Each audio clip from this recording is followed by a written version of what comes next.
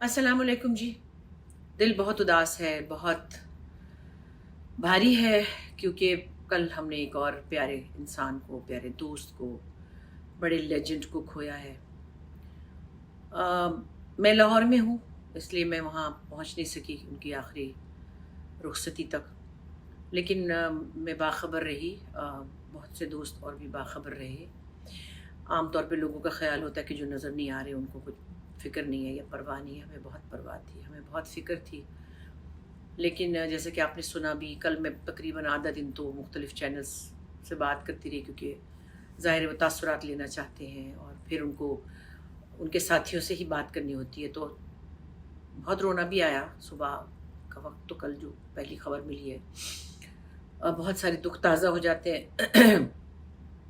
अपने भी बिछड़े हैं और ये भी अपने ही हैं, क्योंकि इनके साथ ज़्यादा ज़िंदगी गुजरी है। खून के रिश्तों से ज़्यादा करीब होते हैं हमारे साथी, और 40-40 साल पुराना साथ है। मैं तो उनके सामने क्या थी, मैं तो उनको ऐसे देखा करती थी कभी जब मैं लाहौर इस्लामाबाद में रहती थी। वो बहुत बड़े आर्टिस्ट थे। फिर मेरी ऐसी अ, मतलब खुशकिस्मती से ज़्यादा क्या लफ्ज़ इस्तेमाल करूँ कि मैंने उनके साथ काम किया 1979 में। पहली बार वो इस्लामाबाद आए और एक सिंगल प्ले में मैंने उनके साथ काम किया, और मेरे दिल में ये था कि मैं तलत हुसैन के साथ काम करें। लेकिन इतनी सादगी और इतनी अपनाइयत और इतना कोई ईज़ी गोइंग इंसान थे वो, कि मुझे उन्होंने कोई एहसास ही नहीं होने दिया, कहीं टोका नहीं, कहीं बताया नहीं। क्योंकि मेरा अदाकारी का इतना तजुर्बा तो नहीं था। ज़ाहिर मैं बच्चों के प्रोग्राम में गाने गाती थी, या मैं बच्चों के प्रोग्राम में पार्टिसिपेट करती थी। ड्रामों का इतना तजुर्बा नहीं था।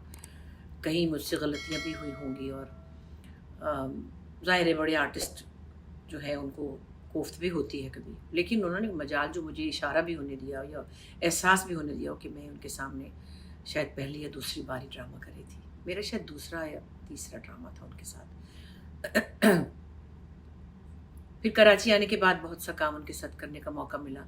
सिंगल प्लेस भी किए, ईद के प्लेस किए, संजीदा ड्रामे भी किए।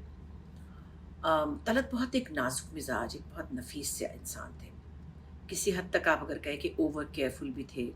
पानी की बोतल उस ज़माने में भी उनके हाथ में अपनी होती थी, जब कभी मिनरल वाटर का तस्वुर भी नहीं था। हम लोग सब पानी वानी इधर उधर से पी लेते थे, ग्लास में आया तो पी लिया। लेकिन तलत के अंदर एक बेसिक लेवल की एहतियात और एक बहुत ख्याल। और मुझे याद पड़ता है एक ड्रामा मैं उनके साथ करी थी।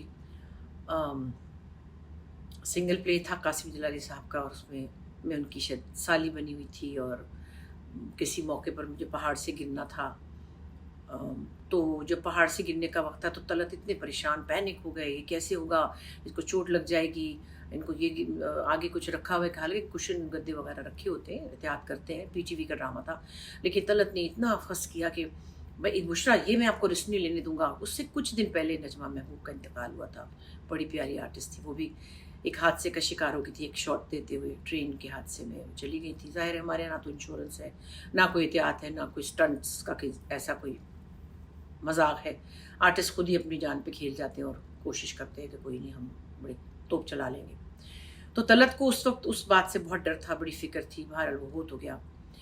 फिर उनके साथ कारवां में काम किया, फिर उनके साथ ईद के प्लेस में काम किया। मज़े की बात है कि तलत जितने संजीदा नज़र आते थे, उतना ही अच्छा फ़नी रोल करते थे। आपने उनको अनवर साहब के प्लेस में भी देखा है, बहुत मज़े के रोल करते थे। फिर मेरी खुशकिस्मती ये कि मैंने जब लिखना शुरू किया, मेरे लिखे हुए 2 मज़ाहिया खेलों में उन्होंने काम किया। तो I was actually so proud of this fact कि मेरे लिखे हुए प्रेमर, मैंने उनको कहा तलत आप मेरा लिखा वो बोलेंगे। अरे क्यों नहीं भाई, बहुत मज़े का है। कव्वाल बने थे वो, मैंने बहुत फ़नी प्ले लिखा था। कव्वाल जो है वो बाद में पॉप म्यूज़िक में चले जाते, कुछ मज़े का था। फिर ऐसे एक मेरा लॉन्ग प्ले था जिसमें वो मेरे हस्बैंड बने हुए थे, वो सायरा ने डायरेक्ट किया था, और उसमें भी बहुत फ़नी बने हुए थे और मैंने लिखा था। तो मैं तो बहुत ही एक समझिए कि मसरूर थी कि तलत के ने मेरा लिखा हुआ बोला है। लेकिन क्या उनके पास एक पोर्टफोलियो था? सबके पास वो नहीं होता। आप कुछ भी कहते रह जाए, फलाना यूँ है, फलाना। तलत ने हॉलीवुड में भी काम किया, तलत ने बीबीसी पे भी काम किया, थिएटर भी किया, और जितनी अच्छी उर्दू थी उतनी ही अच्छी अंग्रेज़ी भी थी। आप ये देखिए कि ये तजुर्बा सबको मौका नहीं मिलता करने का। लंदन गए, वहाँ जाके अदाकारी की ट्रेनिंग भी की, फिर वहाँ ज़ाहिर है मुश्किलें भी उठाई, फिर वहाँ थिएटर में काम भी किया, और वो सब कुछ अपने साथ लेकर यहाँ आए, और बहुत सी ऐसी चीज़ें यहाँ पे भी आके उन्होंने अपनी زندگی میں اپنے ایکسپیرینسز میں شامل کی ہوں گی. تو بس کیا کہیں، ایسے لوگ بھی انسٹیٹیوٹ ہوتے ہیں. پھر اچھی بات یہ ہوئی جو میں بہت خوش ہوتی تھی سن کے کہ ناپا میں طلعت یا راحت کاظمی یا خالد احمد صاحب اور سب سے بڑھ کر ضیاء محی الدین صاحب اور ارشد محمود، یہ ایسے 5-7 لوگ جو تھے بچوں کو پڑھاتے تھے ناپا میں اور ان کو سکھاتے تھے کہ مجھے لگتا ہے کہ ان بچوں کی خوش قسمتی ہے کہ انہیں ایسے استاد ملے اور انہیں یہ موقع ملا کہ وہ ان کے ساتھ ٹائم گزاریں، ان سے کچھ سیکھیں. اگلا تو بنچ مجھے نہیں لگتا کہ ایسا کبھی ہوگا. میں تو اپنے آپ کو اس قابل نہیں سمجھتی کہ میں اتنا اچھا میتھڈ پڑھا سکوں. غالباً مجھے نہیں لگتا، اور میرے ساتھ کے لوگوں نے یہ نہیں کیا کیونکہ اس میں وقت دینا پڑتا ہے. صاف بات یہ کہ اس میں وقت دینا پڑتا ہے اور وہ وقت سکون مانگتا ہے. کچھ بھی آپ نے کسی کو سکھانا ہو، چاہے وہ میوزک ہو، چاہے وہ ڈرامہ ہو، چاہے وہ پڑھانا ہو، وہ وقت مانگتا ہے، توجہ مانگتا ہے، ایک پیس مانگتا ہے. آپ کے اندر وہ پیس ہوتا ہے، آپ کسی زون میں ہوتے ہیں، آپ کسی کو پڑھانے کے لیے پہلے وہاں پہنچتے ہیں، اس علم تک ایک آپ کی ریویژن ہوتی ہے تو آپ وہ ٹرانسفر کرتے ہیں. غالباً وہ ہم میں نہیں ہے. میں دیکھتی ہوں ہم سب بہت دوڑ بھاگ کام شوٹنگ اس میں مصروف ہیں اور بھاگے پھرتے ہیں. تو طلعت اس دوڑ میں شامل نہیں ہوئے تھے. پرائیویٹ کام آیا تھا تو انہوں نے کیا ضرور، لیکن کم کیا. پھر انہوں نے NTM پہ ایک کامک سیریل کی تھی کسی کی لکھی ہوئی، اور اس میں انہوں نے مجھے کاسٹ کیا. میں نے کہا ٹھیک ہے. اس کے بعد جب وہ شروع ہونے لگی تو میری بچیاں چھوٹی تھیں، میری کوئی میڈ تھی وہ چلی گئی، بھاگ گئی، جو بھی ہوا. میں پریشان ہو گئی کہ میں کیسے کروں گی، بچے بھی اسکول چھوڑنے، اور ظاہر بچیوں کی ذمہ داری بھی تھی. اور میں نے طلعت سے معذرت کر لی. اب طلعت کی آنکھوں میں آنسو آ گئے، بہت ایموشنل تھے.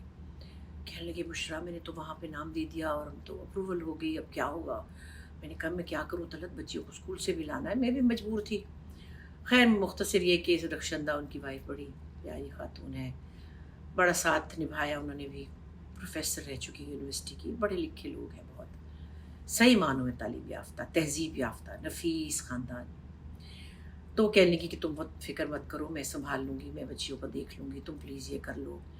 پر کسی طرح میں نے وہ کر لیا. اب کر تو لیا، اور شوٹنگ پہ میں صبح بچیوں کو اسکول بھیج کر تیار ہو کے رولرز لگا کے پہنچ جاتی تھی. طلعت ایک دم سے شاکڈ رہے، کہتے ہیں کہ تم اتنی پنکچوئل اور تم اتنی کمیٹڈ ہو کہ آپ نے مجھے کہہ دیا کہ میں یہ کروں گی، اب کچھ بھی ہو جائے میں کروں گی، جب میں کہہ دوں تو پھر مجھے کرنا ہے. اور وہ ایک دم سے نا اور ایموشنل ہو گئے کہ Bushra I am so impressed. میں تو اور خوش ہو گئی کہ طلعت کی طرف سے تعریف ملی. بہت پیار کرتے تھے، بہت اچھا سا ان کا ایک میٹھا سا بیہیویئر تھا. 1-2 مہینے میں فون کر لیا کرتے تھے، کہاں ہیں آپ بھائی، تو بھائی ملنا چاہیے ملنا چاہیے. میں نے کہا ہاں نا، تو آپ آئیں نا میری طرف. اچھا میں آتا ہوں، پھر غائب ہو جاتے تھے. ایسے بہروز کو بھی کرتے تھے اور شاید کسی اور کو بھی کرتے ہوں گے. مجھے بہروز کا اور میرا آپس میں ہم بات کرتے تھے تو ہم کہتے تھے طلعت نا کوئی کھڑکی کھولتے ہیں، تھوڑا سا اس میں سے ہماری خیر خبر لیتے ہیں، ہوا لیتے ہیں، پھر وہ کھڑکی بند کر دیتے ہیں. کیونکہ بہت میں نے کہا نا انسوشل تھے، یعنی ملنا زیادہ، گھومنا پھرنا، ملنا ملانا ان کا وہ نہیں تھا طور طریقہ. بس ایسے ہی ہو گیا. پھر میں نے کہا سمینہ اور منظر صاحب کی شادی ہوئی تو بڑے خوش تھے، میں نے ان کا کھانا کیا تو طلعت کا اتفاق سے فون آ گیا. میں نے کہا ہائے آپ آ جائیں نا، وہ بھی بڑے خوش ہوں گے. اچھا میں آتا ہوں. میں نے کہا سمینہ کو سرپرائز دیں گے، وہ خوش ہو جائیں گی.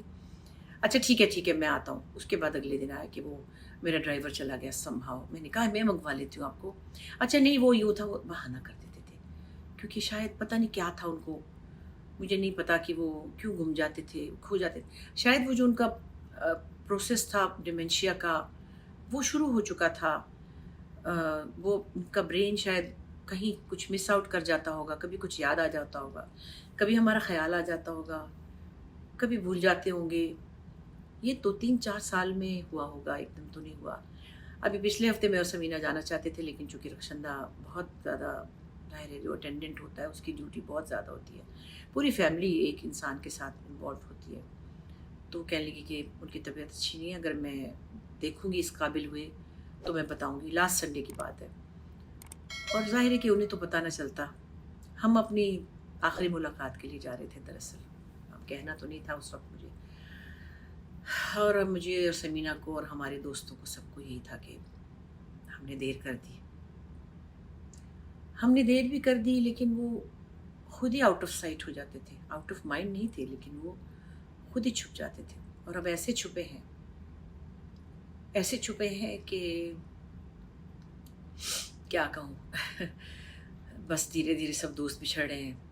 شکیل کے ساتھ بیٹھے ہوں گے اور شکیل ان سے شکوے کر رہے ہوں گے کیونکہ شکیل کے بیٹے کی شادی میں بھی غلط ٹائم پہ پہنچے. یہ بھی بات کوئی 4-5 سال پرانی ہے تو تب شاید بھولنے کا سلسلہ شروع ہو گیا ہوگا. بہرحال آپ سب ان کے حق میں دعا کیجیے گا.